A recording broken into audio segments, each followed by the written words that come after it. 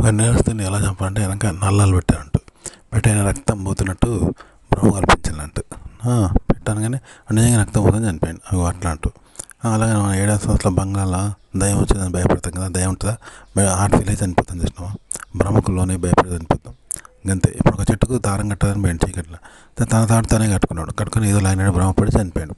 ఇక ఇలా భ్రమ కల్పించడం కంటెంట్ అంటే ఇక్కడ ఉండదు.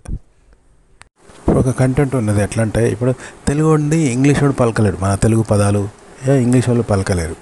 ఇంగ్లీష్ పదాలను మనం తెలుగులో పలకలేము, ఎందుకంటే వాళ్ళ యాస వాళ్ళది, మన యాస వాళ్ళకి రాదు కదా, అట్లుంటుంది. అంటే ఆకాశంలో విహరించేవాడు నేల మీద నడవలేకపోవచ్చు, నేల మీద నడిచేవాడు ఆకాశంలో విహరించలేకపోవచ్చు, అట్లుంటుంది అనమాట.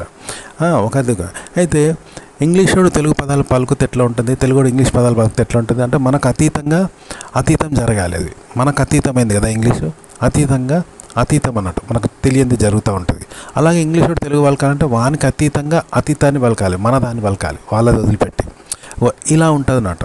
కంటెంట్ అనేది మనము క్రియేట్ చేయడం అనేది మనకు అతీతాన్ని చెప్పాలి, అంటే మనకు అతీతమైన యాసను అతీతంగా చెప్పాలి, మన స్టైల్ని వదిలేసి. అలాగే దాన్ని అంటే క్రియేట్ చేయడం, దాన్ని చెప్పడం కూడా అంతే అనమాట. చెప్పడం కూడా మన యాసతో పలకద్దు, మన యాస కాని విధంగా పలకాల్సి ఉంటుంది, దాని లెక్క అట్లా చెప్పాల్సి ఉంటుంది అనమాట. ఈ రెండు చెప్తేనే మనం కంటెంట్ మాట్లాడగలుగుతాం, క్రియేట్ చేయగలుగుతాం. అలాగే ఒక్కొక్క భాష ఉంటుంది, తమిళ్ ఉన్నది, కన్నడం, చైనా, జపాన్, జర్మనీ, ఇన్ని భాషలు ఉంటాయి. ఒక్కొక్క భాష అది ఒక్కొక్క యాస. సో ఈ భాషవాడు తెలుగువాడు ఆ భాషను మాట్లాడాడు, ఆ భాషవాడు ఈ మాట్లాడాడు. కానీ ఒకే వ్యక్తి ఒక తెలుగువాడు అనుకుందాం, లేదా ఒక ఇంగ్లీష్ వాడు అనుకుందాం, ప్రపంచవ్యాప్తంగా ఉన్న అన్ని భాషల్లో తన మాతృభాష యాసను వదిలి ఆ భాషను ఆ భాషగా పలకాల్సి ఉంటుంది. అలా చేంజ్ అవుతూ ఉండాలి. పాటకు ప్రతి పాటకు ఎన్నో మలుపులు ఉంటాయి, అవన్నీ అలాంటివి అనమాట. కంటెంట్ కూడా ఇలాగే చేయాల్సి ఉంటుంది. ఎన్నో రకాల మార్పులు చేర్పులు ఉంటాయి కంటెంట్లో, అవన్నీ అలా మారుతూ ఉండాలి. రైటర్ అంటే తనను తాను వదిలేసి ఆ పాట తీరు, ఆ పాటకు అనుగుణంగా, ఆ కంటెంట్కు అనుగుణంగా అతను మారుతూ ఉండాలి, అలా రాయాలి కంటెంట్. ఇప్పుడు పాట ఎట్లా అంటే, ఇప్పుడు చంద్రమండలం మీదకి రాకెట్ పోతుంది అనుకో, రీయన్ వెనక భూమి మీద పైకి పోతుంది, కానీ చంద్రమండలం పోయినప్పుడు అక్కడి ఆకర్షణ శక్తికి అనుగుణంగా అటు లాక్కుంటుంది, అప్పుడేమైతే తోకట్ అవుతుంది, తోకట్టయి తల పైకి వద్ది, అట్లా అనమాట. మళ్ళీ ఇక్కడికి భూమి మీదకి వచ్చినప్పుడు ఏమైంది, తోక కిందికి వద్ది, అవి తల పైకి వద్ది అంటూ వచ్చేటప్పుడు అట్లా అవుతుంది అనమాట.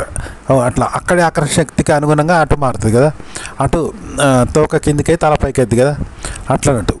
అట్లా మీరు పాట కూడా అంతే అనమాట, అక్కడి పాటకు అనుగుణంగా మీరు మారాల్సి ఉంటుంది. కానీ ఒకే ఉనికితో రాగాలు అనేక విధాలుగా రాగాలు పాడద్దు అనమాట.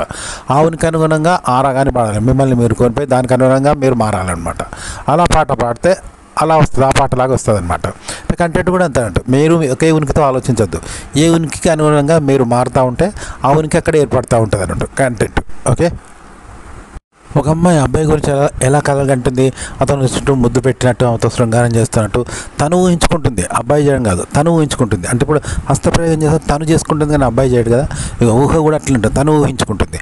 అయితే ఇక్కడ అబ్బాయిని కూడా తనే ఊహించుకుంటుంది. ఓకే, అబ్బాయిని తనే ఊహించుకుంటుంది, అబ్బాయి సెక్స్ చేసినట్టు, ముద్దు పెట్టినట్టు, ఆమె వెంబడి పడ్డట్టు, ఆమెతో శృంగారం చేసినట్టు తనే ఊహించుకుంటుంది, రెండు తనే ఊహించుకుంటుంది కదా, అట్లన్నట్టు. అంతే. ఇక్కడ మనం ఒరిజినల్గా మన పర్సనల్ అనేది అమ్మాయికి ఇష్టం ఉండదు, ఎందుకంటే మన పర్సనల్గా తనకు అవసరం లేదు కదా. ఓకే, మనతో సంబంధం లేదు, మనకు అతీతంగా ఆమె మనల్ని ఊహించుకుంటుంది. ఒక ఊహలాగా, లేని ఊహ ఎట్లా ఊహించుకుంటారో లేని మనల్ని ఊహించుకుంటుంది, లేని ఆమె ప్రేరణ ఆమె పొందుకుంటుంది, మనతో సంబంధం లేకుండా. అట్లనే కంటెంట్ కూడా అంతే అనమాట. మనము అనేది ఉండద్దు, ఎక్కడ ఉండకుండా మన ఫాంటసీలు, ఊహలు, ఆలోచనలు, అనుభవాలు, అనుభూతులు అనేవి మనము అనేది లేకుండా మనకు అతీతంగా ఆడియన్స్కి మనం క్రియేట్ చేసి చూపెట్టాలంటే పాత్ర ద్వారా, రచన ద్వారా, అక్షరాల ద్వారా చెప్తూ ఉండాలి. మనం అనేది ఉండద్దు. ఇప్పుడు ఎదుటోటి చేసి అనుకో, వాడు ఉరికిండు రన్నింగ్ రేస్లో, ఒలింపిక్స్లో, ఇప్పుడు వార్తల్లో చెప్తారు ఇష్టం, తన గురించి చెప్పుకుంటాడా, ప్రపంచవ్యాప్తంగా జరిగినాయి చెప్తాడు కదా. అలా మనం ఊహించిన కంటెంట్, కథను అలా చెప్పాలి. అందుకని మనముగా మన గురించి చెప్పవద్దు అన్నట్టు. సెల్ఫ్ డబ్బా అనేది ఉండద్దు, అది గొప్ప అయినా ఏదైనా సెల్ఫ్ అనేది ఉండద్దు అనమాట.